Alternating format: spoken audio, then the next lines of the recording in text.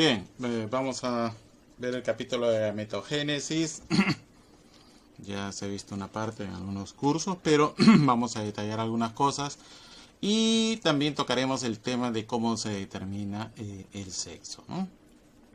Sabemos nosotros de que en el tema de formación de las gónadas y el aparato reproductor, sobre todo el interno, en las primeras semanas de desarrollo embrionario nosotros tenemos una cresta gonadal indiferenciada, es decir, que tiene la capacidad de convertirse en un testículo y también en un ovario. Además, el embrión tiene tanto los conductos de Wolff que van a dar a los conductos masculinos y los conductos de Müller que van a dar lugar también a los conductos femeninos, ¿no?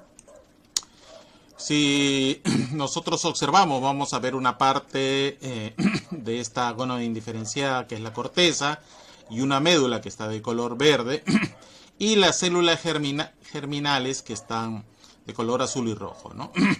Entonces, en el ovario, ¿no?, lo que se va a desarrollar es básicamente la corteza, ¿no? Y que, bueno, posteriormente va a estar también acompañada del desarrollo de los conductos de Müller. En el caso del macho, la parte interna es lo que da realmente lugar al testículo y esta va a estar acompañada de los conductos de Wolff, ¿no? Bien, nosotros sabemos que el proceso de formación de las células sexuales masculinas y femeninas es a partir de las células germinativas, ¿ok? Ovogénesis o oogénesis en el caso de la hembra y espermatogénesis en el caso del macho. En la espermatogénesis, que nosotros vamos a poder observar, ¿no?, es realmente la formación de los espermatozoides, los cuales se desarrollan en los túbulos seminíferos, en el testículo. Esta empieza con la división mitótica de espermatogonias y posteriormente entra en un proceso de meiosis, ¿no?, en la formación de los espermatozoides, que es una célula haploide, ¿no? Va a sufrir toda una serie de cambios a nivel nuclear, a nivel de célula misma y también en la forma, ¿no?, de los espermatozoides para darle esa estructura hidrodinámica que se va a necesitar para el proceso de fecundación, ¿no? Bien, haciendo un recordaris, vamos a ver este pequeño videito.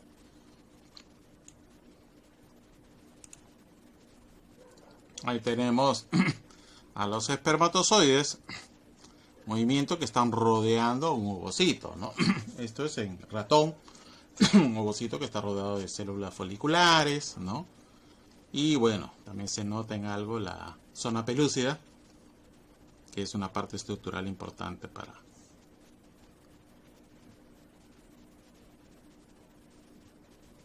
Muy bien.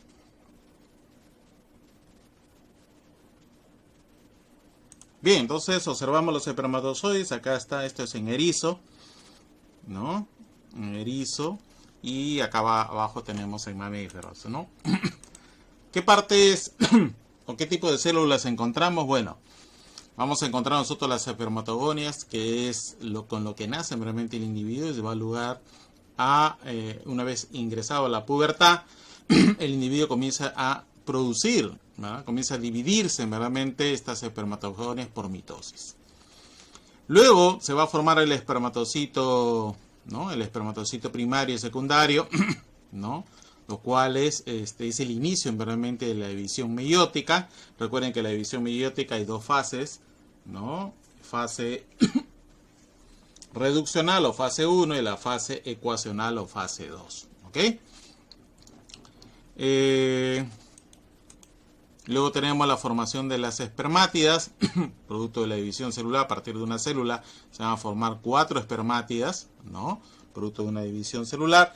Y estas espermátidas son las que van a dar lugar a los espermatozoides cuando comiencen a sufrir algunos cambios que nosotros vamos a poder observar.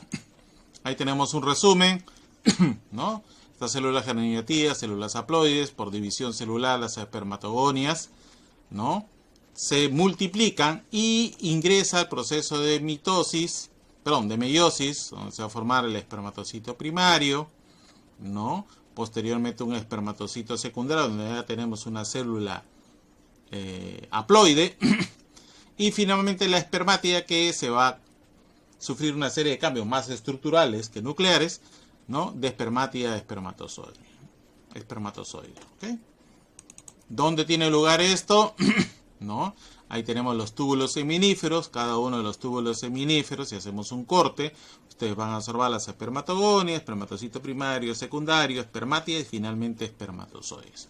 Estos van a ser recogidos en la red de testis, que ya lo habíamos explicado en la clase pasada, y finalmente van a ser almacenados en el epidídimo, donde van a ser capacitados los espermatozoides para después ser parte de la composición seminal, ¿no? Ahí tenemos los túbulos seminíferos. Ustedes pueden observar, estas son las colas de los espermatozoides. Pero no olvidemos de que los túbulos seminíferos, por la acción hormonal, también están acompañados de otras células, ¿no? Las células intersticiales, o también conocidas como células de Leydig, quienes van a ser básicamente las que van a producir testosterona, que es una hormona masculinizante, ¿no? Y también tenemos otras células, como son las células de Sertoli, ¿no? Que también ayudan al proceso, ¿no? De espermatogénesis. Ahí lo tenemos con más detalle, ¿no? Los espermatocitos primarios, en los más extremos están las espermatogonias, y estas van a empezar a sufrir proceso de meiosis hasta formar las espermátidas, que es estas estructuras alargadas que nosotros observamos, ¿no? Una forma de verlo, ¿no? Espermatogonias, lo que ven acá en letra A, ¿no? Espermatocitos primario, ya cuando empieza el proceso de meiosis, espermatocito secundario, espermátida y finalmente espermatozoides, ¿no? Que es solamente un cambio estructural. Espermatogonias, espermatocitos primario y secundario, espermátidas y espermatozoides. Ahora, este proceso en el caso humano dura varios días, 74 aproximadamente, miren ustedes, desde que se inicia la división celular, que hay 16 días, ¿no? Y cuando se inicia ya la división para la formación de espermatocito primario y secundario, ¿no?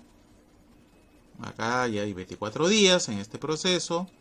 Y luego la espermiogénesis, que es simplemente la formación de las espermátidas, ¿no? La célula va perdiendo agua, se va reduciendo, el núcleo se va compactando, ¿no? Y se va formando el flagelo, ¿no? Se va formando el flagelo y se va alargando la célula, hasta que finalmente se forma un espermatozoide que va a ser después posteriormente depositado en el epidídimo, ¿no? Pero más o menos estamos hablando de 74 días en el proceso. ¿Cuál es la función del espermatozoide? Transporta el material genético haploide, culmina el proceso de meiosis femenino, que lo vamos a ver, y activa el programa de desarrollo del óvulo. ¿Okay? ¿Qué partes típicas encontramos en un espermatozoide? Cabeza, cuello y cola, ¿no? Ahí lo tenemos nosotros, cabeza, ¿no? El cuello y la cola. ¿Okay? En la cabeza vamos a encontrar nosotros una estructura muy peculiar, aparte del pronúcleo, porque estamos hablando de una célula haploide, ¿no? No vamos a encontrar ni ribosomas, ni aparato de Golgi, retículo endoplasmático, pero sí una estructura que a partir del aparato de Golgi se convierte, ¿no? En el acrosoma. Este acrosoma, ¿no? Está llena de enzimas hidrolíticas como acrocinasa, hialuronidasa, esterasas e hidrolasas. ¿Ya? Lo que va a hacer es que le va a permitir abrirse paso a través de las células foliculares y de la zona pelúcida, ¿no?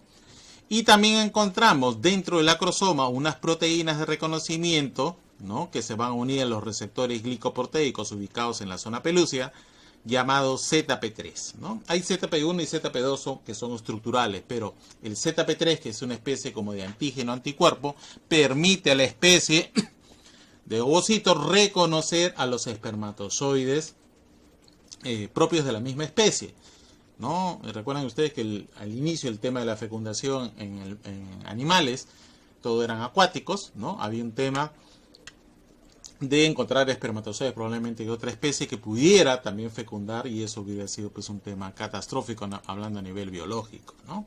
Bueno, estas ZP3 que se unen a estos receptores glicoproteicos de la zona pelúcida y los ovocitos es como una especie de broche molecular que evita eso. Luego tenemos el cuello, ¿no? Que se forma a partir del centriolo, en este caso el centriolo listal, ¿no? Está formado por proteínas llamadas microtúbulos, ¿no? Estos microtúbulos se están rodeando, meramente hay un par hacia el centro y 9 pares alrededor, ¿no? Y está formado también por mitocondrias. Lo que van a hacer realmente las mitocondrias es generar energía, ¿no? Esta energía para que estos microtúbulos se muevan y den el movimiento flagelar que nosotros conocemos de la cola, ¿no? Ahí están los microtúbulos que van a formar esta estructura, ¿no? Se van a deslizar uno sobre otro y van a dar lugar realmente al movimiento flagelar, ¿no? Más o menos, ahí tenemos nosotros el acrosoma a partir del aparato de Golgi, el pronúcleo, las mitocondrias, a medida que la célula se va alargando, sobre todo en el proceso de pasar de espermátide a espermatozoide, ¿no? El centriolo se mueve, estos microtúbulos van creciendo y finalmente forman la cabeza, ¿no? El núcleo se va reduciendo cada vez más en tamaño, ¿no? Entonces vamos a ver un pequeño video de esta primera parte de la espermatogénesis que resuma todo lo que acabamos de hablar. Ahí tenemos la pared del túbulo seminífero, acá hay una espermatogonia con 46 cromosomas, una célula diploide y bueno, el lumen del túbulo seminífero.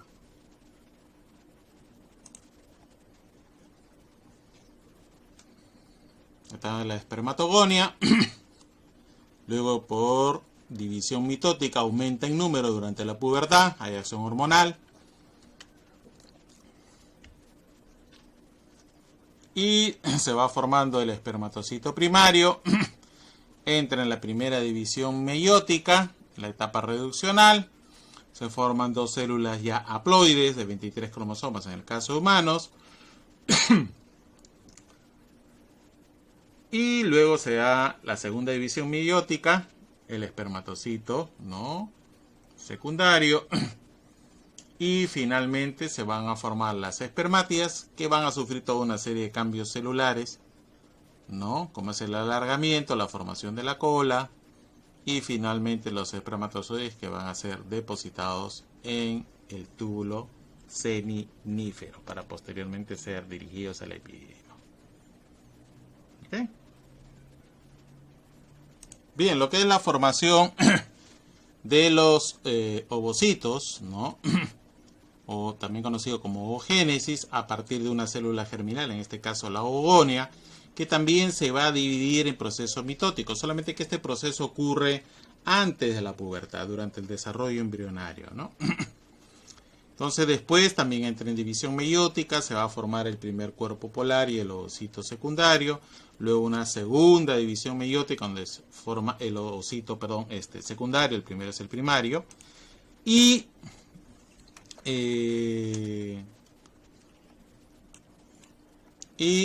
luego se va a producir el ovocito y el segundo cuerpo polar. Recuerden ustedes que no hay óvulos. Óvulos se forman brevemente cuando ha habido fecundación por parte de un espermatozoide.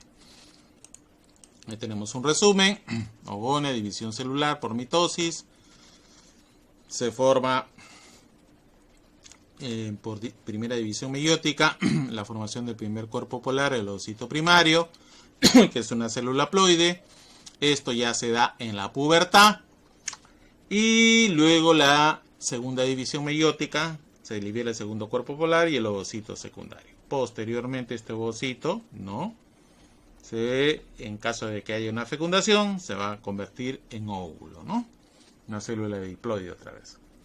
Ahí tenemos algunas fotos, ¿no? Folículos. Recuerden ustedes que el ovocito, esto que ustedes ven acá, va a estar envuelto en un folículo, y folículo primario, terciario y secundario, ¿no? Para el proceso previo a la ovulación, ¿no? Ahí tenemos nosotros, es un ovocito primario, donde está rodeado de una sola capa de células foliculares, ¿no? A medida que se va a desarrollar, se va a formar pues una zona pelúcida, células foliculares, y esto, bueno, estamos hablando de un folículo terciario donde se va a poder apreciar, ¿no? El crecimiento meramente de este folículo hasta el proceso de ovulación.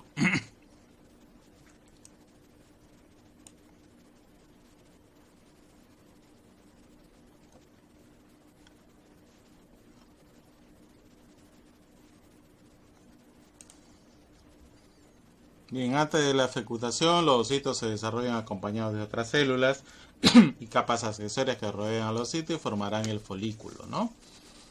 La célula femenina que participa en la fecundación es el ocito secundario. Veamos un resumen, ¿no? Se nace meramente con ya en el embrión con más o menos 1700 células germinales. Por mitosis se forman 7 millones de ovonias. Y ahí, durante el nacimiento, ya se comienzan a formar, ¿no? La primera meiosis que se detiene son ya unos 2 millones de ocitos primarios, ¿no? Y durante la pubertad se inicia la formación ya de estos ocitos primarios, se van a reducir en número y luego van a entrar en proceso de meiosis 2, ¿no? Durante la pubertad, ¿no? Aproximadamente unos 400 ovocitos quedan en el caso de humanos y estos están detenidos en metafase 2 hasta que haya una fecundación, ¿no? Y ahí se completa la meiosis. Bien, rodeando al ovocito vamos a tener una zona pelúcida. Ya les dije que hay proteínas receptoras. Hay unas proteínas, la ZP1 y P2 que son estructurales y la ZP3 para reconocimiento. Hay células del cúmulo euforo que son o carana radiata, que son las células que están en directo contacto con la zona pelúcida. Ahí hay unos puentes citoplasmáticos o gap junctions, ¿no? Que son unos espacios, ¿no? Permitiendo, por ejemplo, el pasaje de MP cíclico que va a inhibir la meiosis. Recordemos que la parte femenina está inhibida la meiosis en metafase 2, ¿no? Estas células foliculares son las que van a controlar el crecimiento gracias a la FSH, la hormona folículo estimulante. Vamos a encontrar 3 tipos de folículo: primario, secundario y terciario, también conocido como folículo de Graf, ¿no? Una sola capa, folículo primario, varias capas, secundario, y cuando haya un espacio antrofolicular que está lleno de estrógenos, como la E2, ¿no?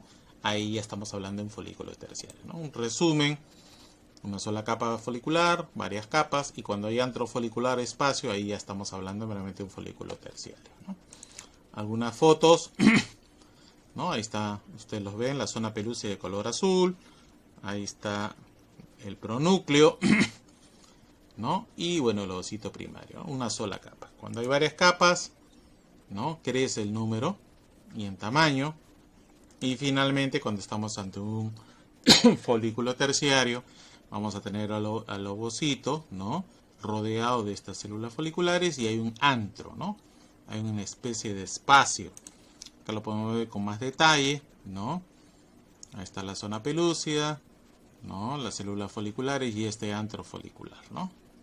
Incluso se puede palpar. Un detalle más, está el ovocito y las zonas pelúcidas, ¿no? Rodeando a esta estructura, ¿no?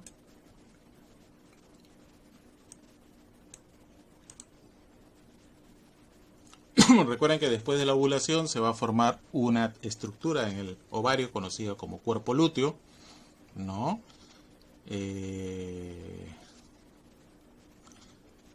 Producto de esto realmente esto es gracias a la acción de la hormona luteinizante, y el cuerpo lúteo va a ser el encargado de producir progesterona. En el caso de un embarazo, esta hormona es la que va a permitir justamente la anidación del embrión y finalmente el desarrollo del feto, ¿no? En la gestación. Vamos a ver un video para ir avanzando. El ovario es un órgano que se divide en 2 partes: corteza y médula. La corteza ovárica, además de otros compuestos, presenta exactamente por debajo de su epitelio algunos folículos que son pequeños elementos en forma de bolsa en la cual el ovocito es almacenado hasta su maduración y su liberación. Cada uno de ellos está rodeado por haces y fibroblastos del estroma dispuestos helicoidalmente. La maduración de estos folículos se debe a la secreción de abundantes cantidades de estrógeno, y en la pubertad comienzan a madurar de forma cíclica como resultado de la estimulación de la hormona folículo estimulante. Y es así como, según su estado de desarrollo, se distinguen varios tipos de folículos: folículo primordial, folículo primario, folículo secundario y folículos terciarios, que también se conoce como maduro o de Graf. En estas imágenes se puede ver la diferencia entre los diferentes estados de desarrollo de los folículos. y en este video hablaremos del último estado de desarrollo en el cual el folículo alcanza su madurez total, el folículo maduro o de Graft. Los folículos de Graft, también conocidos como folículo maduro, folículo tercero, folículo preovulatorio, fueron descubiertos por Reinen de Graaf y llega a ser protrusión en la superficie ovárica. El ancho ocupa buena parte del volumen del folículo de las células de la granulosa. Estas dejan de proliferar y quedan en la zona periférica del antro y en el disco prolígero, incluida la corona radiante alrededor del ovocito. La teca se hace más prominente y en las células de la teca interna se van inclusiones lipídicas, producto de su mayor actividad secretora de estrógenos.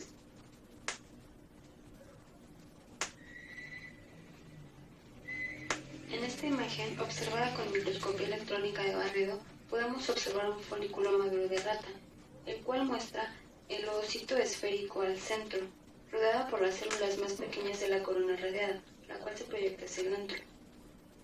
De igual forma, podemos encontrar algunas células de la granulosa rodeándola.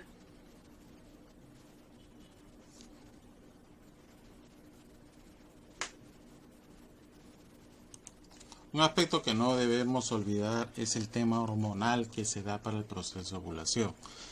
Recordemos que hay dos gonadotropinas que meramente son hormonas polipéptidas o proteicas, la FSH y la LH, que van a controlar la maduración del ovocito, el crecimiento folicular y finalmente la ovulación, ¿no? Un aspecto que se sabe es que las células foliculares que están juntas al ovocito producen AMP cíclico, el cual va a atravesar estas uniones gap, ¿no? Estos puentes citoplasmáticos, y va a activar proteínas quinasas, las cuales van a inactivar el proceso de meiosis en profase, ¿no? Ahí tenemos este proceso. Ustedes observan en el ovocito primario, ¿no? Estas células foliculares del cúmulo euphorus producen AMP cíclico, las cuales van a activar proteínas quinasas que van a activar el proceso de meiosis en profase 1. ¿No? El individuo nace meramente con la meiosis, la hembra nace con la meiosis ya detenida en esa fase. Posteriormente, cuando hay ovulación, se rompe estos puentes citoplasmáticos, baja la concentración de AMP cíclico, las proteínas quinasas ya no se inactivan, perdón, se inactivan, y finalmente se va a activar la meiosis, ¿no?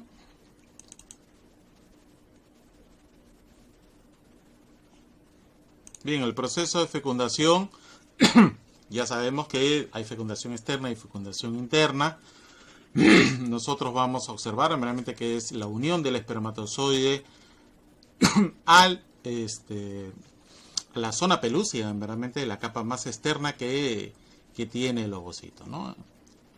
Hay varias fases. Nosotros vamos a ver que los espermatozoides, ¿no?, toman contacto con el ovocito y se produce la reacción acrosómica, es decir, que el acrosoma vierte sus contenidos de enzimas hidrolíticas que van a hacer que el espermatozoide se abra camino entre las células foliculares, y también va a tomar contacto, ¿no?, la ZP3 con estas glicoproteínas para que haya un reconocimiento del espermatozoide de la misma especie, ¿no? Como ya dijimos, eso realmente es un rezago evolutivo, porque antes realmente todo el tema era de fecundación en un medio líquido, ¿no?, que la mayoría de los organismos eran meramente acuáticos, y podía darse el lugar a la formación de una fecundación entre especies que no son de la misma especie, ¿no? Entonces ahí vamos a ver nosotros este proceso, ¿no? Donde no solamente uno, sino docenas de espermatozoides toman contacto. Hay varias reacciones acrosómicas, pero solamente va a ingresar uno, ¿no? Entonces, una vez que se produce esta reacción acrosómica, el acrosoma desde la parte interior, gracias a la polimerización de filamentos de actina, va a ser empujado como una especie de punta de lanza, y estas glicoproteínas van a tomar contacto con la ZP3 de las zonas pelúcidas, como podemos observar acá, ¿no? Estas proteínas acrosómicas toman contacto, hay una especie de antígeno anticuerpo con la ZP3, y le va a dar inicio al proceso de ingreso de la cabeza del espermatozoide, ¿no? Es un broche molecular.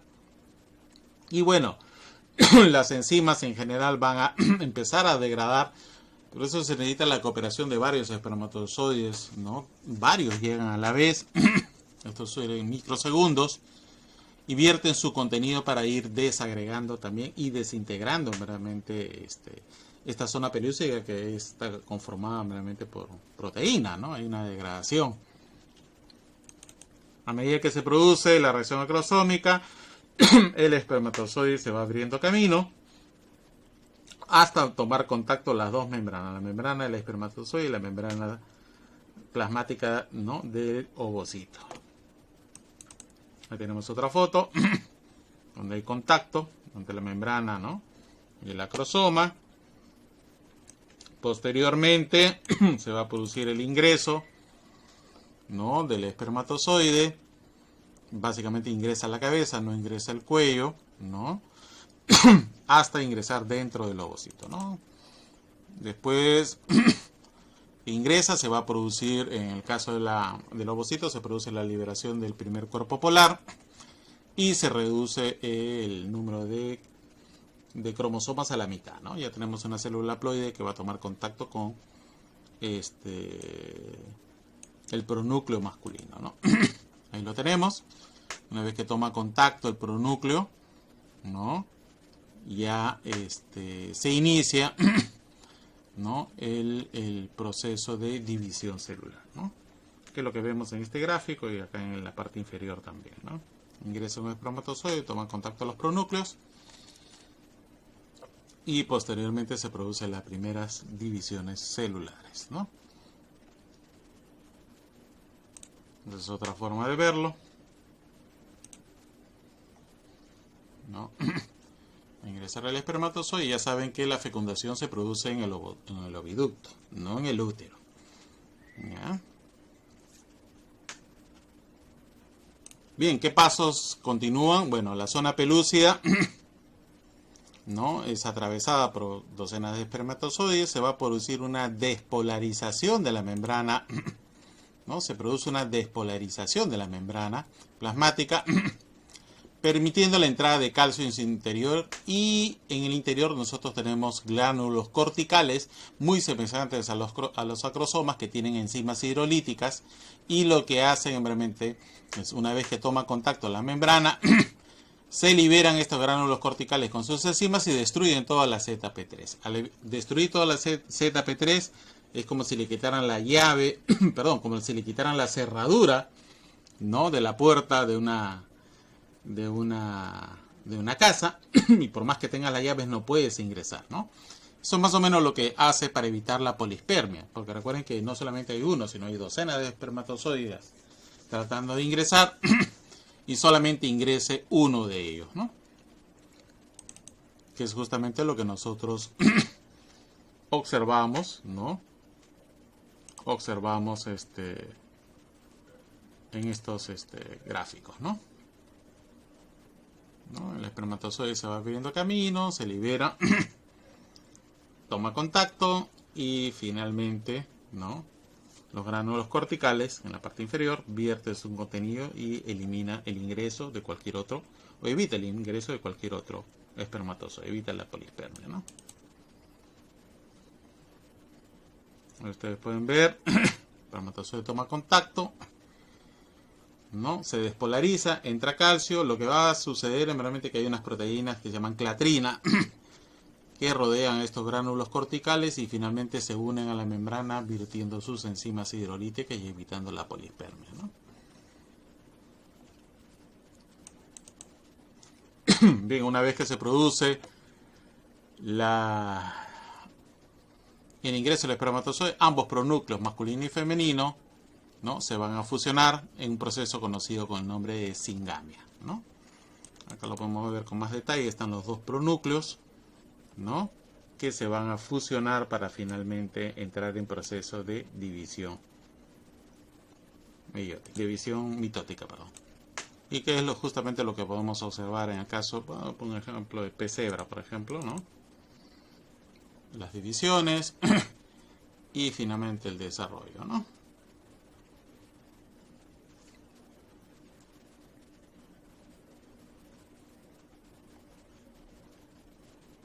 Algunas diferencias que es bueno notar,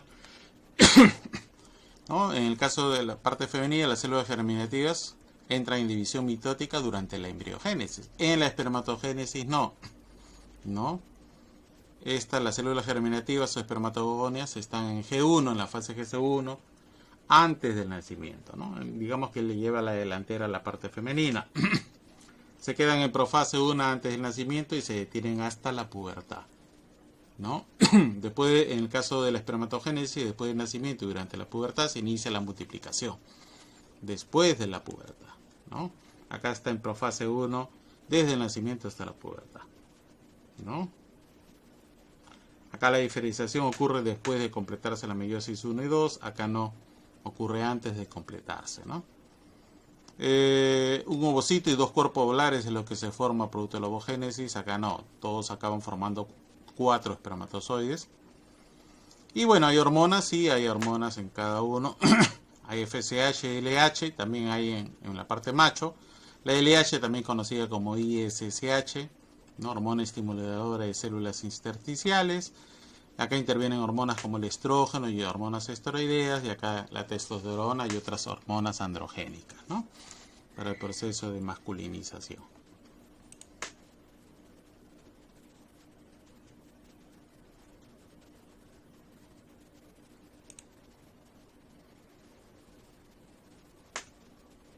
Bien, algunas aplicaciones prácticas de conocer realmente todos estos procesos de formación de gametogénesis y de folículos.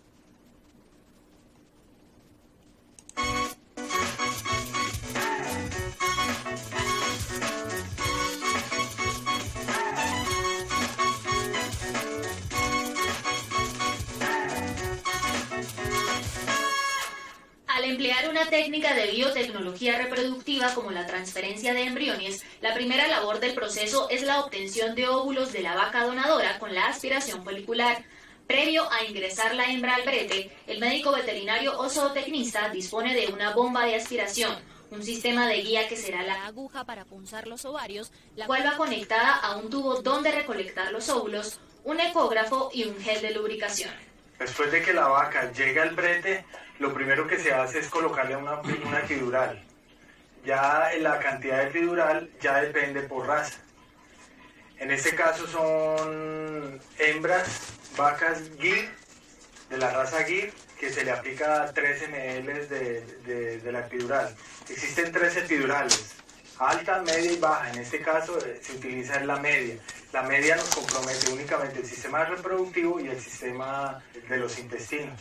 El efecto de la epidural es inmediato y actúa durante 30 minutos. Nuestro entrevistado nos cuenta que hay casos de vacas que pueden ser muy sensibles a la aplicación de esta anestesia local y con el tiempo las van identificando para no colocar los 3 ml completos, sino bajar un poco la dosis y evitar que el animal se caiga durante el proceso. Lo primero después de la epidural se hace la palpación rectal para poder ubicar los ovarios. Después de ello se procede a lavar la vulva con agua y su secado para la posterior introducción de la guía, y asimismo hacer la imagen para empezar a hacer la aspiración folicular, la punción folicular.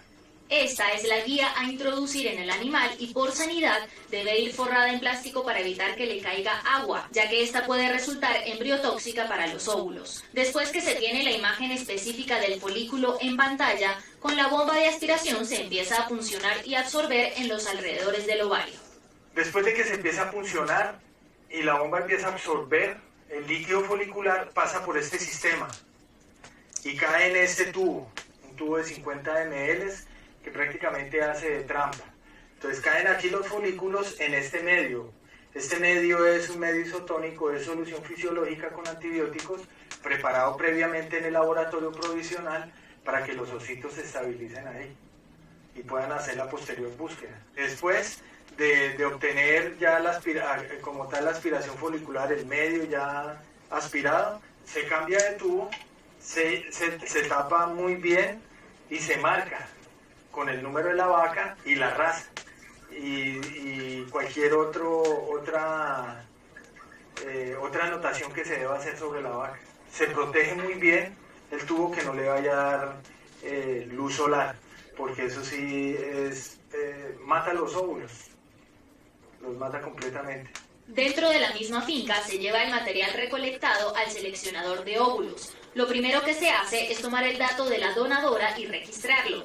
Inmediatamente después se procede a filtrar y lavar el líquido aspirado para eliminar la sangre y las partículas no deseadas. Cuando el líquido ya está totalmente limpio, se comienza a hacer la búsqueda.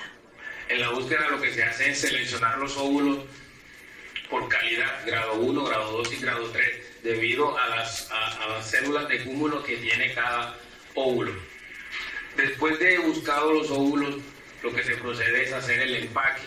El empaque ya se empaca en los tubitos que mandan del laboratorio, se les pone gas de maduración, se introducen a la transportadora y se mandan al laboratorio para ser fecundados.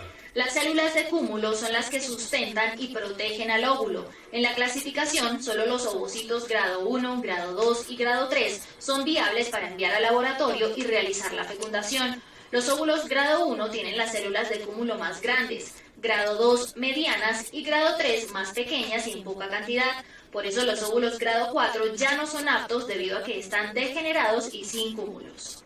Los óvulos aptos deben de tener el citoplasma compacto y las células de cúmulo grande, que se defina el citoplasma, y eso es un óvulo ideal para ser fecundado. Los tubos a donde se pasan los óvulos seleccionados son llenados con gas de maduración, luego se empacan en una transportadora que debe estar a una temperatura aproximada entre los 37.5 y 38 grados centígrados, semejando la temperatura corporal de la vaca donadora hasta llegar al laboratorio. En los últimos años, las biotecnologías han ido evolucionando en las áreas de reproducción, cría y mejoramiento genético. La inseminación artificial, la fertilización in vitro y la transferencia de embriones son algunas de las tecnologías que han tenido un gran impacto en los programas de mejoramiento del ganado en los países desarrollados.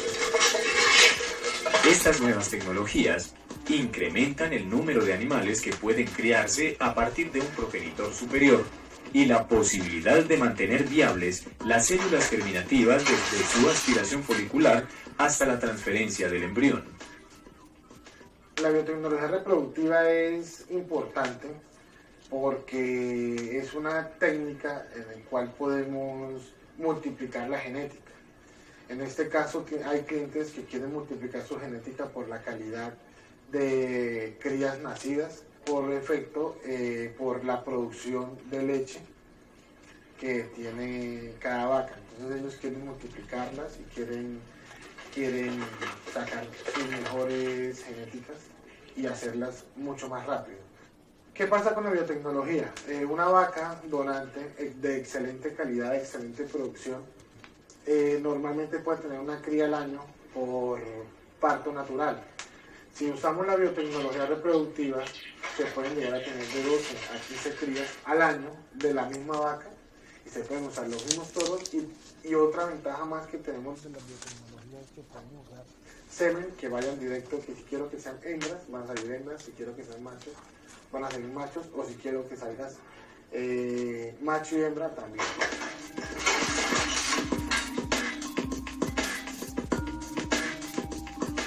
En el día de hoy estamos realizando el proceso de aspiración folicular, el cual consiste en realizar punción de manera transvaginal con la ayuda de ultrasonografía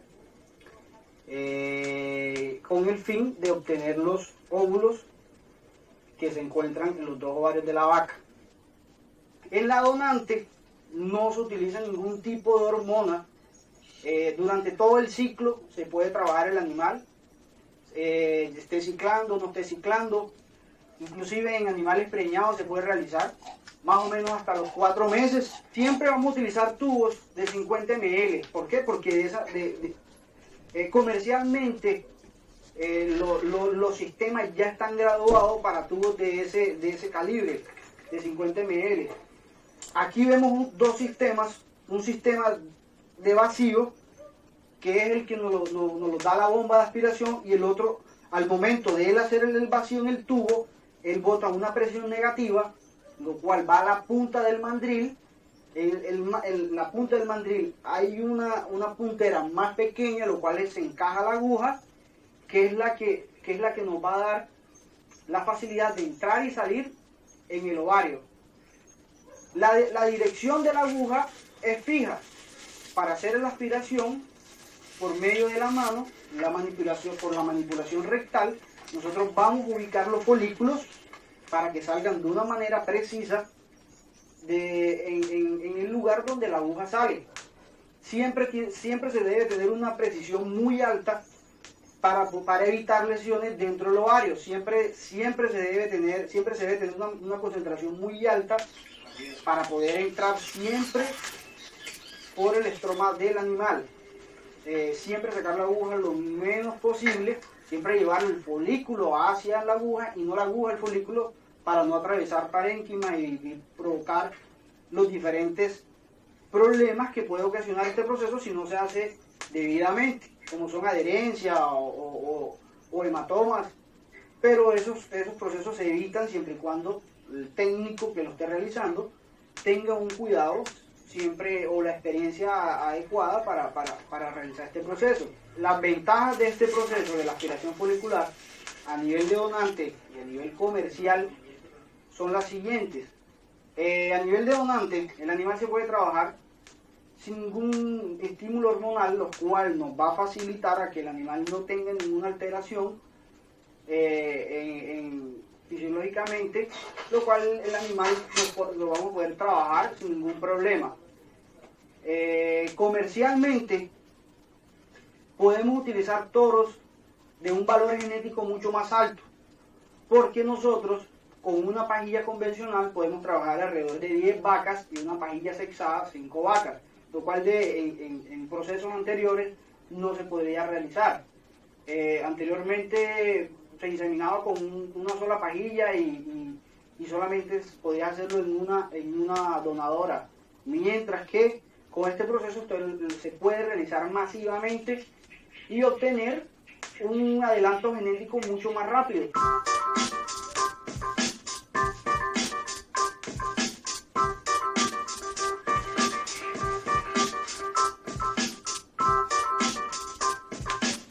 Cuando la muestra es llevada al laboratorio móvil, se hace un filtrado del contenido. Luego son clasificados los óvulos buenos de los malos. Es importante obtener óvulos con citoplasma uniforme, con unas células de cúmulo consistentes, clasificándolas en grados 1, 2 y 3, desnudo, citoplasma irregular, viables y totales. Esos óvulos lo pasa a un tubo, lo cual tiene un medio de transporte y un medio de maduración, y se le adiciona gas para poder transportarlo alrededor de 20 a 22 horas, lo cual tenemos ese rango, ¿no?, de transporte entre 20 a 22 horas. Eso se lleva en una transportadora de óvulos, lo cual se mantiene a 37 grados, que es la temperatura de la vaca, de la donante, y es una temperatura estable, no, más o menos podría variar, pero una cosa mínima.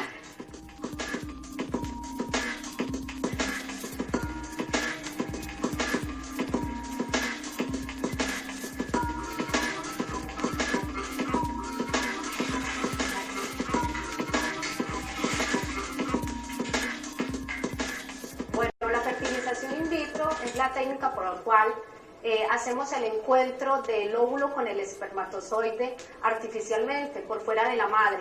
Este procedimiento lo hacemos a nivel de laboratorio después de que los óvulos son aspirados en el campo, que es lo que hace el aspirador, sacar los óvulos en el campo. Ellos vienen en un medio específico, en unos tubos de transporte, llegan a nuestro laboratorio y acá 24 horas después, de 20 a 24 horas después, hacemos nuestra fertilización in vitro. ¿De qué se trata la fertilización in vitro de estos óvulos? Nuestros óvulos deben de ser madurados, por eso vienen en un medio específico de maduración, simulando el medio que tendría nuestra madre o nuestras donadoras en un ambiente natural, llegan a nuestro laboratorio y estos óvulos se introducen en nuestras incubadoras, que van a ser nuestros vientres artificiales. Ellas van a cumplir las funciones de nuestros vientres. Entonces ellas se simulan, tienen su gas respectivamente, tienen la humedad que corresponde, tienen la temperatura que corresponde para hacer que todos estos procedimientos se lleven a cabo. De 20 a 24 horas siguientes a la maduración, venimos con el procedimiento de fertilización in vitro, que se trata de hacer una capacitación de los óvulos y hacer una capacitación del semen para que este semen pueda entrar al óvulo, pueda fecundar.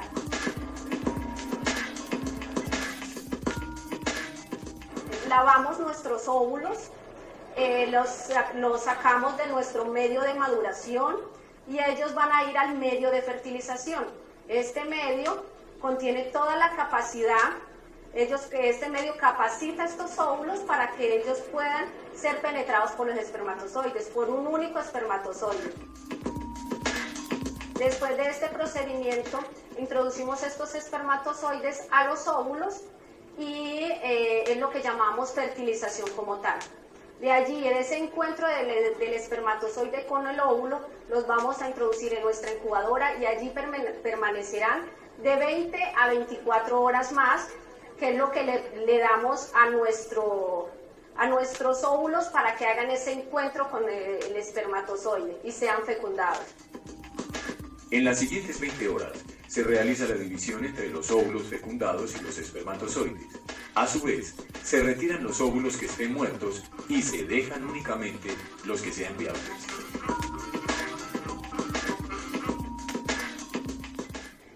La calidad del embrión, el éxito en la producción del embrión está muy conectada con la calidad del medio. El medio puede tener una formulación similar a otra formulación, pero la calidad de los componentes es muy importante. Muchos clientes piden que los embriones que sobren sean congelados porque, por decir un ejemplo, los embriones tienen solamente 20 receptoras, le salen 50 embriones, él desea que estos embriones sobrantes sean congelados, entonces se escogen los embriones tipo 1. Estos procesos que nosotros utilizamos acá de congelamiento de embriones es un proceso de congelamiento lento, donde el embrión, para que tenga una alta sobrevivencia, tiene que ser de muy buena calidad. El embrión tiene que ser de grado 1. No todos los embriones se pueden transferir ni todos los embriones se pueden congelar. De acuerdo al grado de calidad de los embriones, sabemos si son transferibles o son congelables. Muchos de los embriones que quedan en nuestro laboratorio que no son congelables podrían ser transferibles, y otros que simplemente son estructuras que no son de muy buena calidad, son embriones tipo 2 o tipo 3 que no dan tampoco para ser transferidos, simplemente se descartan. Los embriones constantemente están sujetos a los efectos ambientales. Estrés de temperatura, atmósfera, ruido e incluso la luz pueden afectar negativamente al embrión. Si no se tienen componentes de calidad y pureza, la calidad del embrión va a ser inferior y esto va a repercutir en la disminución de la tasa de preñez. Con la congelación lenta que hace Genescol, nosotros le permitimos al cliente congelar sus embriones y que él se los lleve a su finca y los transfiera en el momento que lo desee, en el momento que tenga receptoras en celo, puede transferir y él puede tener disponibilidad de sus embriones en cualquier momento o hacer venta de su material genético. Hacemos netamente congelación en el momento de todos los embriones producidos. Hemos tenido muy buenos resultados de embriones congelados en búfalos. A nivel de bufalinos hemos obtenido 40 y 42% de preñez de embriones congelados, y a nivel de bovinos hemos tenido hasta 50% de preñez en embriones congelados. Esto es muy bueno por el aprovechamiento y el almacenamiento de esta genética, porque no podemos desde exportar embriones o obtener nuestro banco de genética en nuestra propia vida.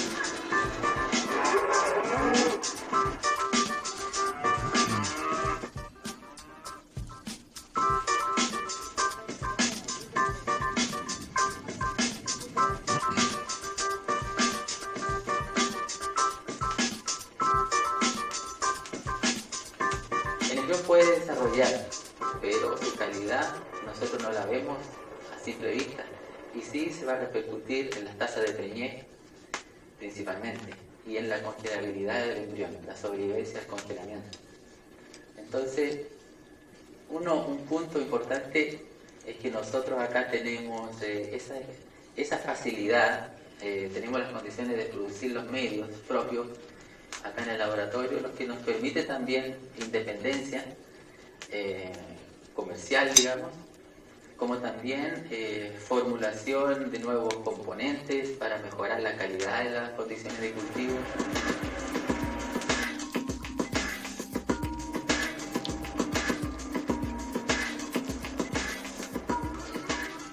El embrión es deshidratado en este momento durante 20 minutos, donde tenemos que colocarlo en la máquina de congelamiento, donde comienza a bajar la temperatura gradualmente hasta menos 32 grados centígrados, donde en esa temperatura el embrión es colocado en nitrógeno líquido.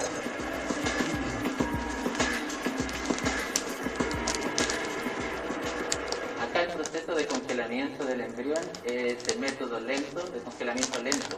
Eso significa que la temperatura, desde la temperatura ambiente hasta el momento de congelarlo en nitrógeno líquido, es aproximadamente 1 hora.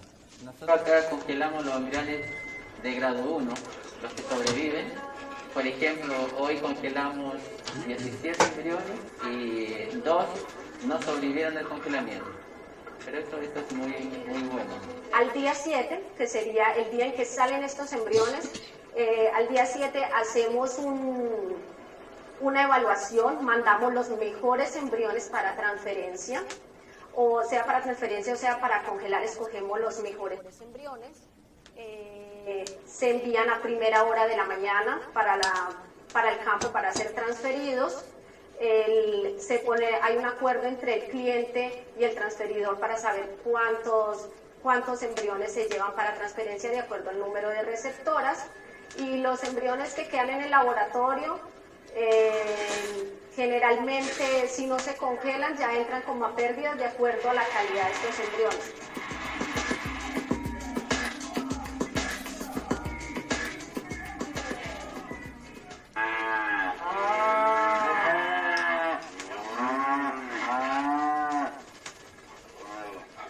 En esta finca hemos empezado un programa de biotecnología de transferencia de embriones, buscando aprovechar los vientres que tenemos en desarrollo para la producción de leche, para producir genética de otras líneas como la de carne, ganado cebú, cimental, doble propósito, brandy.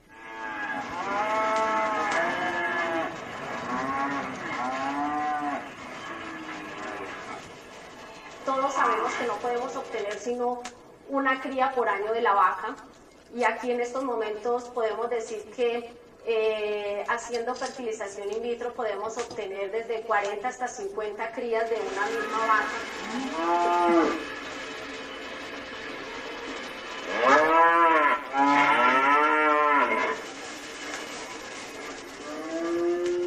Yo creo que sí podemos competir con el mundo, porque Colombia tenemos un país que todos son ventajas comparados con otros países del mundo.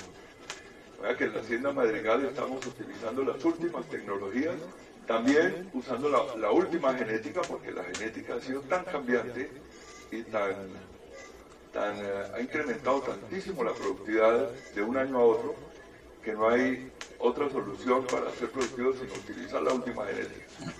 Entonces estamos tratando de hacer las cosas bien, una buena genética, magnífica comida y utilizando las últimas tecnologías para la tenencia de ganado lechero y para darle mayor confort a la vaca lechera.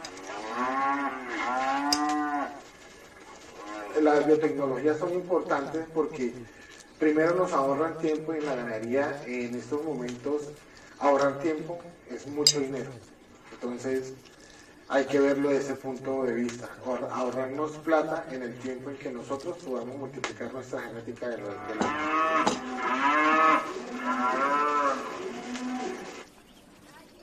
A nivel de fertilización in vitro utilizamos una pajilla para fecundar 500 óvulos.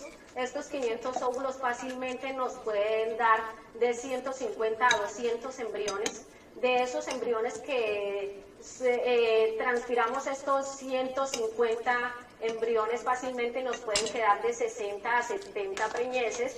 Entonces, de un solo procedimiento ya es un aprovechamiento muy bueno, muy alto. O sea, vamos tras una replicación genética y un repoblamiento bovino mucho más rápido que obtener una cría por año.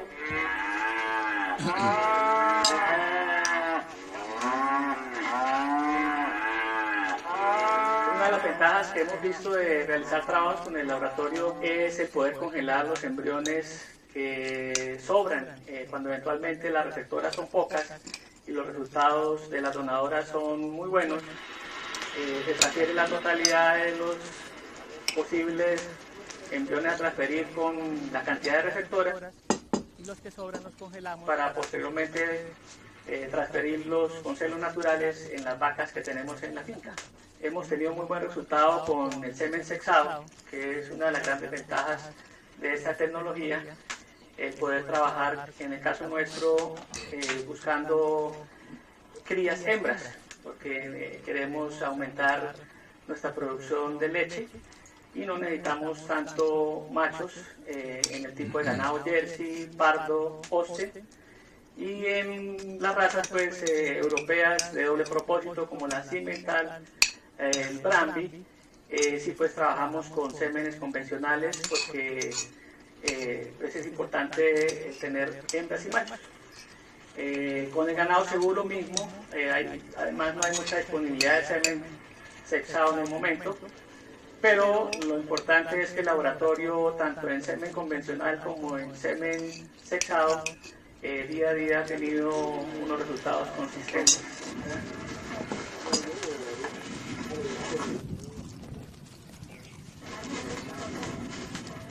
Pero yo creo que es deber del ganadero, si quiere progresar, si quiere sacar el agua adelante, si quiere verlo más productivo, entrar por la tecnología de pegar embriones de muy buenos animales.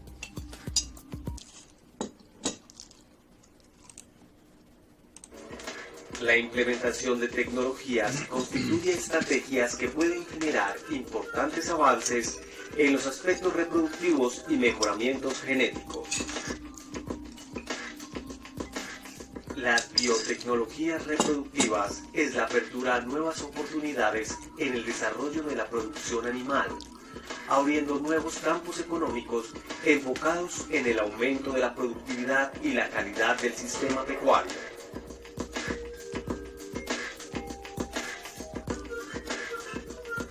Las técnicas biotecnológicas que más han sido usadas y que han tenido un gran impacto en el mejoramiento animal han sido la producción de embriones, la inseminación artificial, la inyección intracitoplasmática espermática y la transferencia de embriones.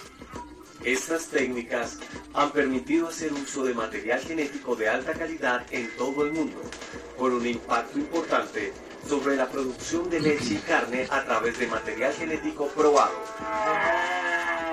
La evaluación andrológica es una técnica que utilizamos para evaluar la capacidad reproductiva de los toros con el fin de meterlos en programas de reproducción por monta natural o en programas de congelación de semen. Para esta evaluación debemos seguir unos parámetros los cuales nos van a llevar a dar un resultado o una clasificación del reproductor.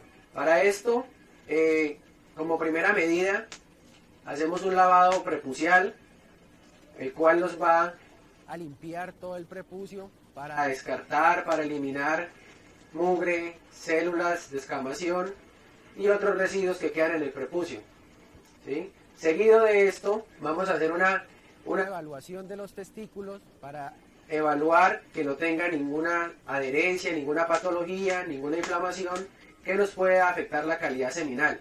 Además de esto, medimos la circunferencia escrotal para compararlo con los parámetros propios de cada raza.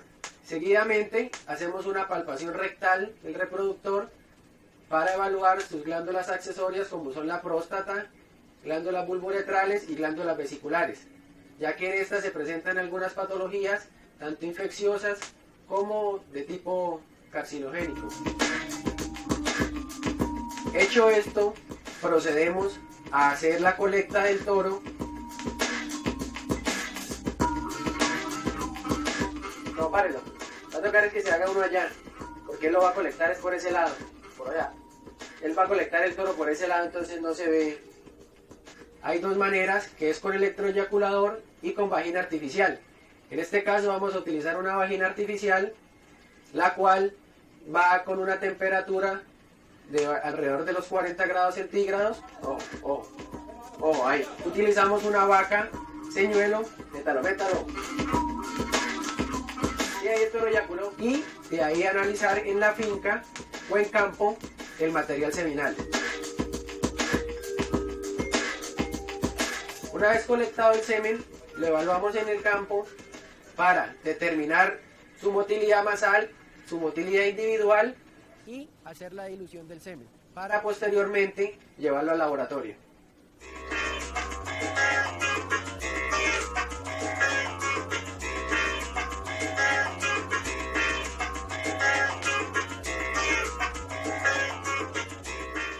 Una vez el semen evaluado en su aspecto macroscópico y microscópico, procedemos a diluirlo para transportarlo al laboratorio.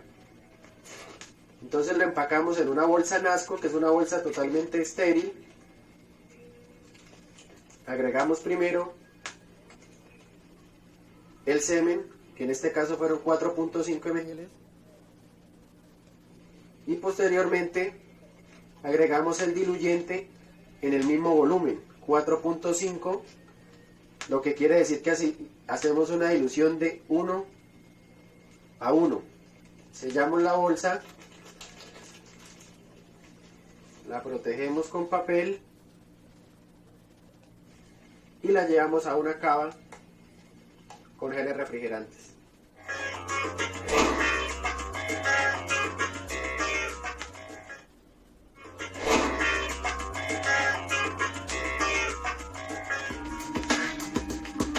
Una vez se recepciona la muestra en el laboratorio, procedemos a introducir la muestra en la nevera para mantener la cadena de frío. En esta nevera vamos a mantener el semen entre 4 y 5 grados centígrados durante el proceso de estabilización. Seguido a esto, sacamos la concentración del semen que hemos traído de campo para sacar el cálculo del diluyente restante, para así dejar en estabilización el semen entre 18 y 24 horas en la nevera y proceder a su empaque, sellado y posterior congelación en vapores de nitrógeno.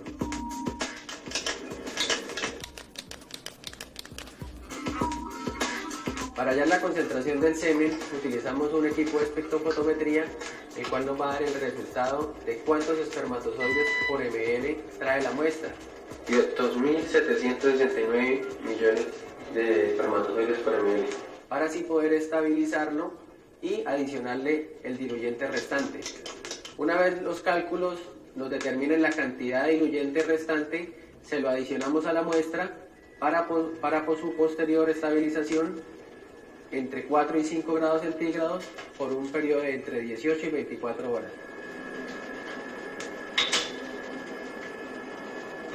La temperatura entre 4 y 5 grados es con el objetivo de bajar el metabolismo de los espermatozoides para así poder más adelante descender más la temperatura del semen ya con los vapores de nitrógeno. Una vez transcurrido las 18 o 24 horas, procedemos a empacar y sellar el semen para poderlo pasar a vapores de nitrógeno. Nosotros en nuestro laboratorio utilizamos una máquina Minitube que nos sella las pajillas con una esfera metálica.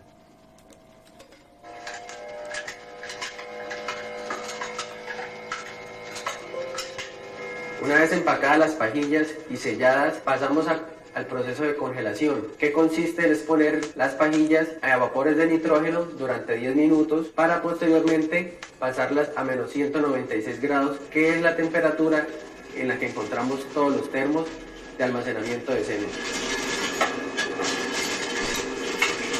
El objetivo del procesamiento de semen en el laboratorio es, uno, conservar material genético de toros importantes, que estos vayan a ser utilizados en programas de inseminación artificial a tiempo fijo y de fertilización in vitro.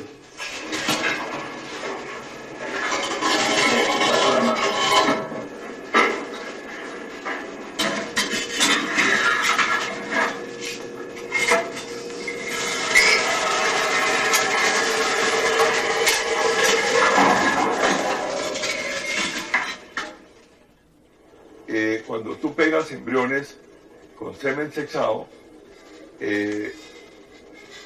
puedes utilizar pajillas de los mejores toros del mundo, porque un toro que cueste $500 de golpe lo utilizas en 60, 70 embriones y preñas 8 o 10 animales y automáticamente el costo del semen se te diluye.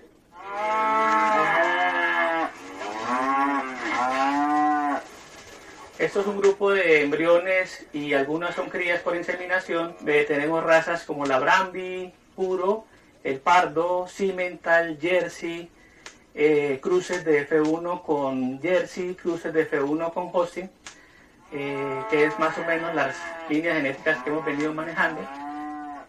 Una vez congelado el semen, procedemos a la prueba por descongelación, que consiste en descongelar una pajilla entre 35 y 37 grados.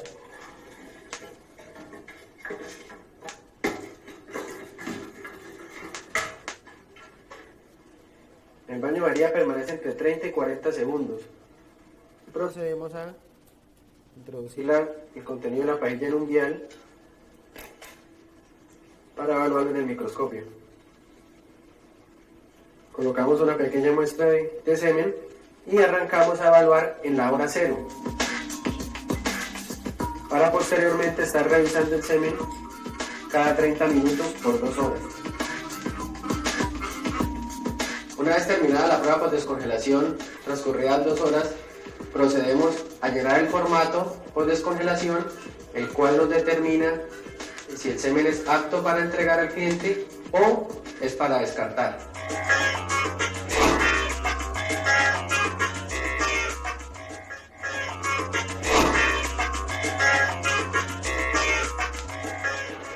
Fui invitado a trabajar acá en la empresa porque yo tengo estudios de posgrado en el extranjero en biotecnologías reproductivas, tanto para producir embriones bovinos in vitro como embriones equinos en laboratorio.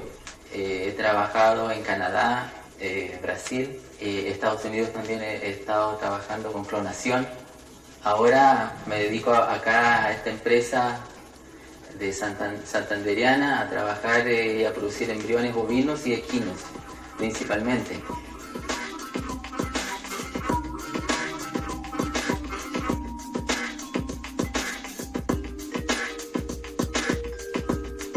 El embrión equino, hay que resaltar que el embrión equino producido en el laboratorio todavía no es posible. Las técnicas tradicionales que se usan para producir embriones, como el bovino por fecundación in vitro, no funcionan en el equino. En la especie equina se utiliza una técnica aplicada en medicina humana llamada inyección intracitoplasmática espermática, donde se requiere un muy bajo número de espermatozoides. Se toma un espermatozoide mecánicamente y se inyecta en un óvulo maduro. La aplicación de la ICSI de la producción de embriones equinos por inyección intracitoplasmática es indicada en casos de infertilidad o baja fertilidad de potros, donde se toma un espermatozoide con la pipeta de vidrio que está a la derecha y la izquierda es para sujeción del óvulo. Entonces se manipula de forma a colocarlo en una cierta posición para inyectar espermatozoides. La referencia que uno tiene acá es el corpúsculo polar, que es una estructura muy pequeña que se visualiza a las 6 horas del óvulo. Es una estructura que está dentro, esa circunferencia que estoy apuntando indica que el óvulo está maduro. En esa circunferencia se encuentra la mitad del ADN del óvulo y la otra mitad está dentro del citoplasma. Entonces está esperando que sea fecundado por un espermatozoide que tiene la mitad del ADN final del embrión, ¿no?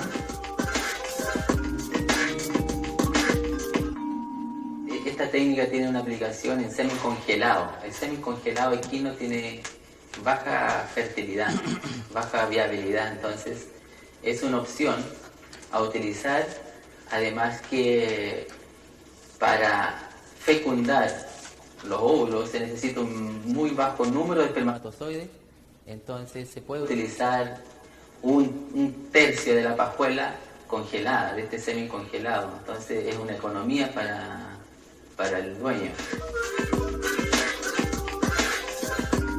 Las yeguas generalmente con la edad se les va reduciendo su fertilidad, entonces una opción para continuar obteniendo crías es utilizar esta técnica.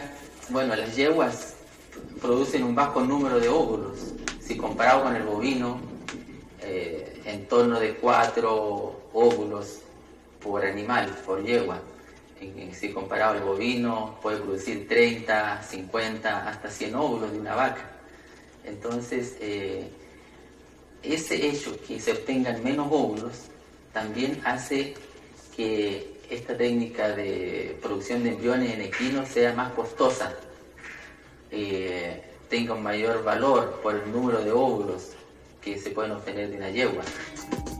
La producción de embriones en yeguas se ha convertido en una práctica comercial bastante viable a nivel internacional.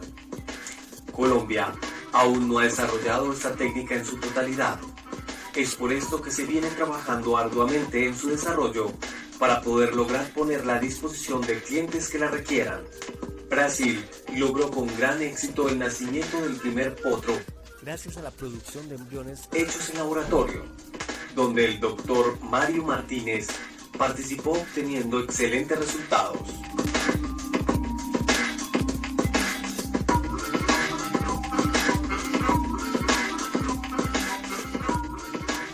De 1 a 2 aspiraciones se obtiene un embrión o 2 embriones, del cual este embrión, al ser transferido a una hembra receptora, la posibilidad de preñez es bastante buena.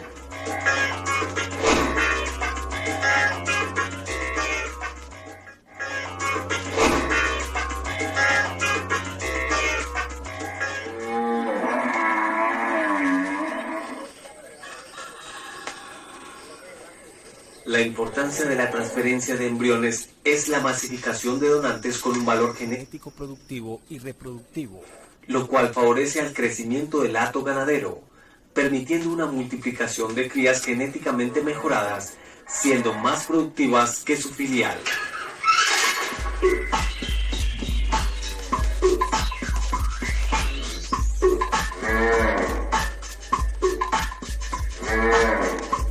En el proceso de transferencia de embriones, después de haber seleccionado las receptoras, realizamos un chequeo reproductivo por ultrasonografía evaluando cada uno de los ovarios.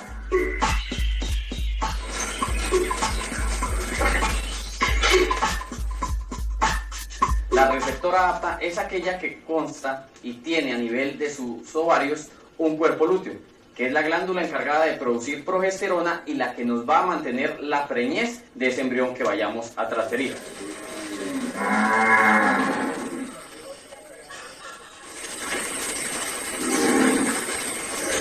posterior a la evaluación por medio de ultrasonografía, vamos a aplicar anestesia epidural. Esto con el fin de disminuir las contracciones por medio de los movimientos peristálticos del recto y también para facilitar la manipulación del útero sin causar algún tipo excesivo en él que nos pueda estar secretando algún tipo de hormonas o opioides endógenos que no favorecen a la implantación del embrión.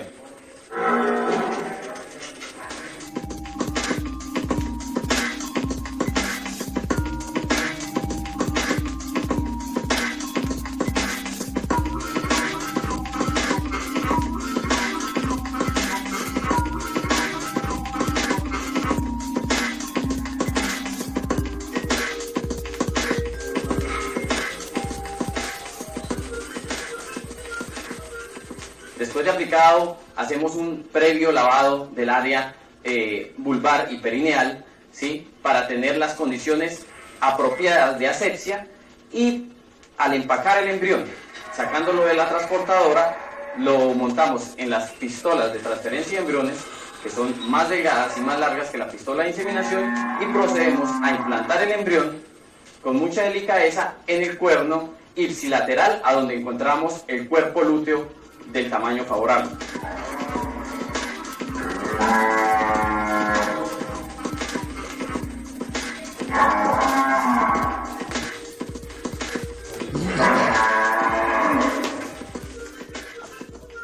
A nivel de la selección de las receptoras, los cuerpos lúteos deben tener un tamaño apropiado, debido a que la producción de progesterona para la implantación es directamente proporcional al tamaño de la glándula. En la parte de atrás encontramos uno de los resultados de la biotecnología reproductiva. Aquí podemos notar cuál es la importancia de esta biotecnología, ya que encontramos alrededor de 8 animales de una misma hembra, hijos de una misma hembra, una misma vaca, una misma donadora. Los encontramos todos parejos, el cual podemos notar que si esta misma donadora fuera por parto natural, no tendría todas estas crías igual de parejas y al igual que en un año.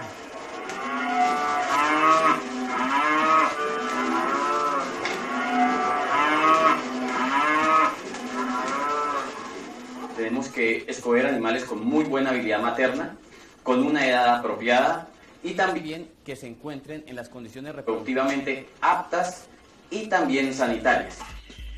A nivel de porcentaje de preñez, se ha venido mejorando las condiciones en las que se pueden obtener excelentes resultados. La calidad del embrión y el manejo de la receptora son factores fundamentales en el porcentaje de preñez. En condiciones normales, a nivel nacional, se habla de un 34% de efectividad. Bueno, los resultados que he obtenido verdaderamente pues son bastante buenos. Cuando empezamos a trabajar con in vitro estábamos en un 31%, pero con el transcurrir del tiempo hemos llegado hasta un 52%.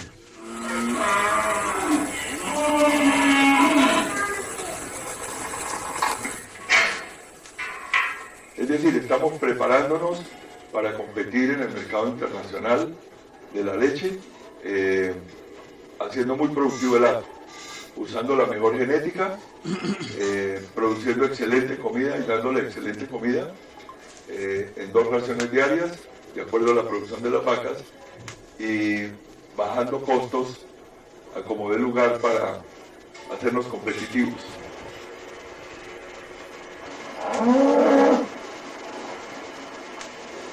De todas maneras, nosotros hemos pensado que si mejoramos nuestra genética en el país, si trabajamos verdaderamente pensando en esa dirección de mejorar la genética y mejorando la alimentación, podremos ser competitivos frente al TLC. Bien, acá en el Perú tenemos el banco de semen que está ubicado al lado de la Universidad Nacional Agraria La Molina.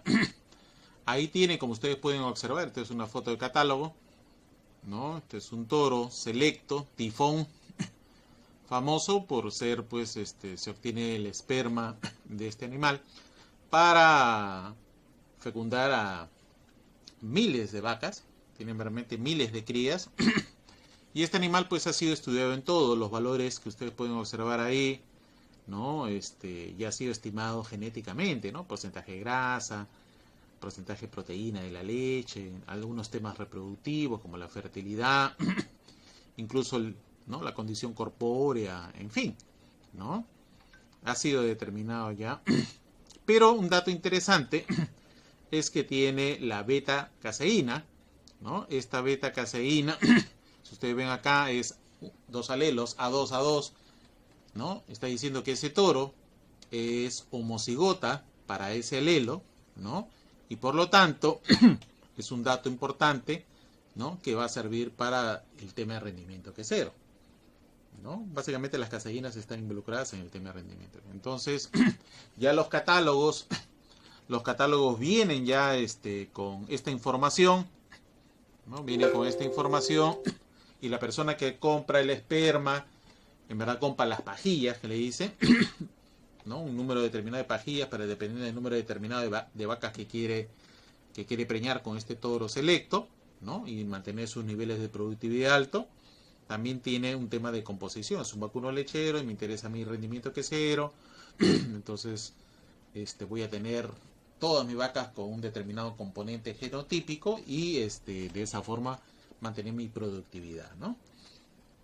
De esta forma se utiliza la genética de estas especies, ¿no? En el banco de semen, ¿no? Que todo el mundo va y compra ahí, ¿no? Vamos a ver un video del banco de semen de la Universidad Agraria. Creo que es importante que todos lo conozcan, pues el banco referente acá en el Perú.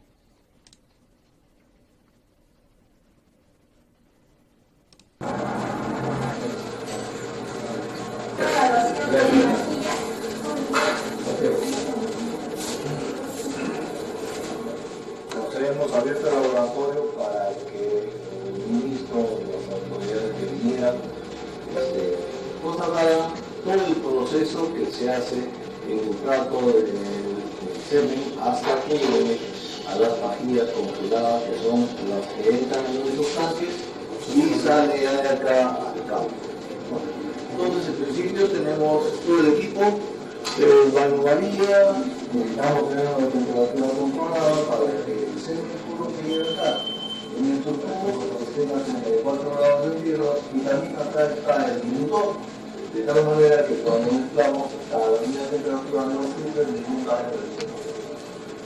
Cuando llega el semen, tenemos aquí un fotómetro moderno que nos permite hacer ingresar una pequeña gota de semen acá en una ranura apenas visible, ¿verdad? Se pone una gota de semen, se pone el fotómetro, se hace girar y directamente nos da la concentración espermática que tiene ese animal. Entonces, esa concentración espermática más el volumen, más la movilidad espermática, nos permite hacer las diluciones, y para eso tenemos una tabla donde tenemos en la vertical los volúmenes seminales y en la horizontal las concentraciones que nos da el fotómetro. Y para cada concentración y para cada volumen, en la intersección nos corresponde un número de pajillas y una cantidad de indutores. Entonces esto es muy rápido, de tal manera que inmediatamente procedemos a prediluir el semen uno a uno. Si tenemos un volumen de semen de 6 centímetros, agregamos 6 centímetros de inductor, ponemos el mano María y 10 minutos después agregamos el resto del inductor que le corresponde a ese volumen. Una vez que hemos hecho eso, ya pasamos a la parte de evaluación de la calidad seminal en términos de movilidad temática. Vamos a hacer luego una observación en casa de una pajilla, pero antes, para decirles cómo pajillamos, está todo el equipo acá, nuestra bomba de vacío, nuestras pajillas en clips metálicos que ingresan. Ahí, acá está el semen diluido y hacemos funcionar la bomba de vacío para que suba el semen y llene la pajilla. Una vez llenas las pajillas, vamos a presionar sobre el alcohol polivírico, y el alcohol polivírico, al mojarse internamente como el semen, hace un bloque, un tapón que impermeabiliza totalmente el semen. Y afuera después ponemos una bandeja de agua para que la parte que no se mojó en el cuerpo polivírico se moje y ya está totalmente sellada. Luego tenemos la bandeja con las pajillas y pasamos acá a esta refrigeradora muy buena, una refrigeradora especial para un laboratorio. Abrimos la refrigeradora y metemos la bandeja con agua en las pajillas para que se refrigere con 6 a 18 horas. Es decir, hasta el día siguiente. Al día siguiente muy temprano venimos, hacemos la congelación de las pajillas de semen, que también es un proceso sumamente conocido, muy trabajado ya.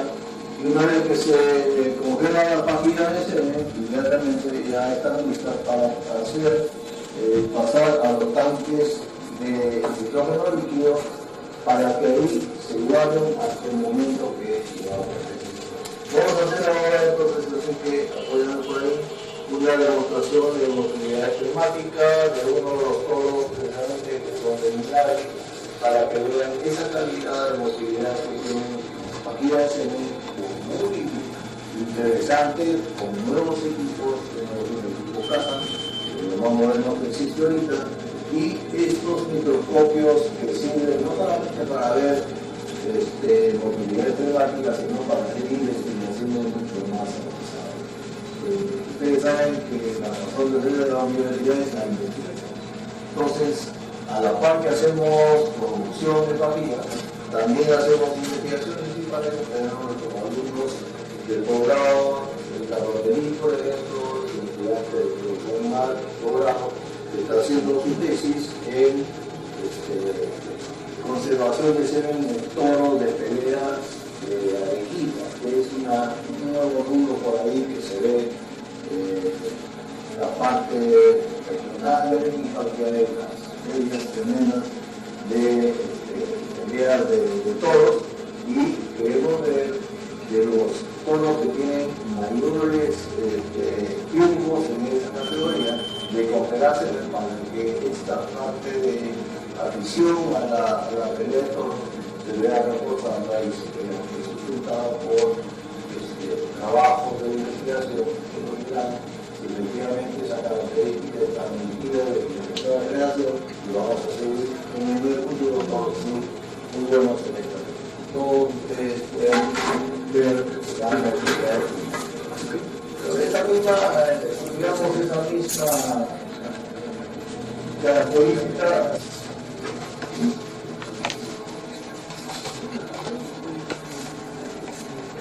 Entonces, lo primero que tiene que hacer es tomar la congelación de pajilla, 20 segundos, se da la congelación de pajilla, y luego el contenido de esa pajilla de semen se pone en un tubo pequeño para que en esta platina caliente que está a 34 grados pueda de ahí sacarse una muestra más para llevar al microscopio. El microscopio está unido al equipo CASA de tal manera que después, presionando los comados correspondientes, van a salir todas las características de motilidad espermática, motilidad individual de avance, motilidad del círculo, en fin, toda una cantidad de motilidad, y entonces lo que vamos a escoger son los toros y las muestras que tienen una motilidad, el mayor porcentaje de avance, que es lo que necesita el microscopio de desarrollar en el aparato reproductor de la hembra para que pueda producir una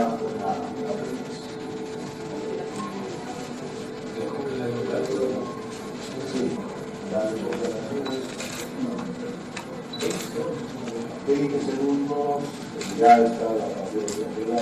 En este caso para observar el microscopio, y en otro caso para hacer de diseminación para poner la pistola y aplicar a la vaca.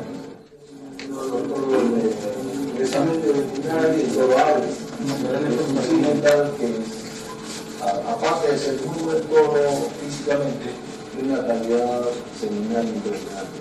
y esa motilidad espermática. Vamos a calcular el porcentaje de motilidad que tiene para saber. Entonces directamente ahí nos da el porcentaje, cuánto es uno pagó, el 89.1% en semen congelado. Entonces estamos pues, digamos, en la capacidad de decirles, tenemos un banco que está muy bien implementado, que está muy reforzado últimamente y que la calidad similar que estamos obteniendo en este momento, el semen congelado es sumamente. Yo creo que un mínimo de 70%, 60%, en este caso es 89% de motilidad espermática en semen congelado, ¿no? Cuando en muchas oportunidades tenemos, digamos, 85 o 90% de motilidad espermática en semen fresco, ¿no? Que es normal, pero en semen congelado. Esto es, algunos tonos excepcionales, ¿verdad?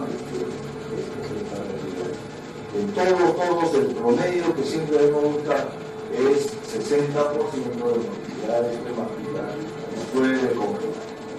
O sea, a partir del 60 para arriba. Muy bien, eso tratamos con ustedes luego por ahí.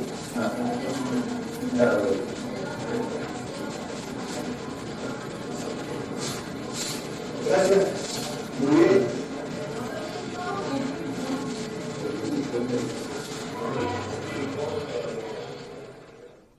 Entonces ahí hemos observado cómo se hace todo el tema de colecta de esperma para los futuros reproductores, ¿no? Y entre esos está también su análisis molecular, ¿no? Aparte de otros rasgos fenotípicos, ¿no? Verdaderamente el análisis molecular también en sí sigue siendo un rasgo fenotípico.